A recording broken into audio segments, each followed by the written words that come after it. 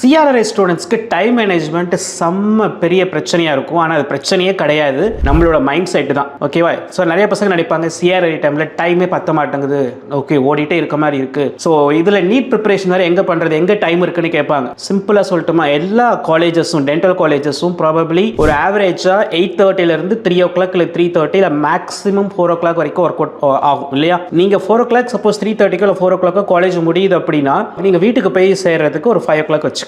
Okay, ஒரு சின்ன 1 hour break எடுத்துக்கலாமா? 6 இந்த 6ல இருந்து ஒரு 5 hours ப்ரிப்பேர் பண்ண முடியுமா உங்களால்? 6 to 11 வரைக்கும் ப்ரிப்பேர் பண்ண முடியுமா? எஸ், ஒரு 5 hours.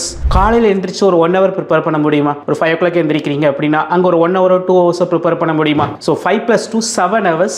ஸோ 7 hours கன்சிஸ்டன்சி, இந்த வேர்டு ரொம்ப முக்கியம். நீங்கள் ஒரு நாள் 2 நாள் 7 hours படிக்கிறது முக்கியம் கிடையாது. டெய்லி இந்த 7 hours கன்சிஸ்டன்ட்டாக மெயின்டைன் பண்ணி கொண்டு வந்தீங்கன்னா மந்த்லி 200 hours மேலே ப்ரிப்பேர் பண்ண முடியும். இதை விட அதிகமாக டைம் எங்கே வேணும் உங்களுக்கு? Best method. ஓகே, இந்த டைம், இவ்வளோ டைம் உங்களுக்கு இருந்துச்சு அப்படின்னா கன்சிஸ்டன்ஸாக கொண்டு வரீங்க அப்படின்னா கண்டிப்பாக உங்களால் நல்லா ஸ்கோர் பண்ண முடியும். All the best.